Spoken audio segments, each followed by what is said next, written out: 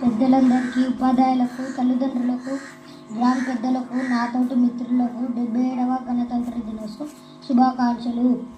సుమారు 200 సంవత్సరాలు ఆంగ్లేయుల పరిపాలన తర్వాత మన దేశం స్వతంత్రం సిద్ధించి స్వేచ్ఛ వాయువుని పీల్చుకుంది. 1950 జనవరి 26న భారత రాజ్యాంగం అమలులోకి వచ్చి మన దేశం గణతంత్రంగా మారింది.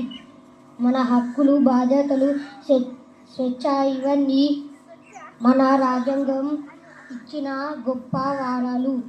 మన భారత భిన్నతలో ఐక్యతను చూపించి అద్భుత దేశం. మనం చదువులో క్రమశిక్ష, సేవ ముందుండి దేశ ప్రగతికి తోడ్పడాలి.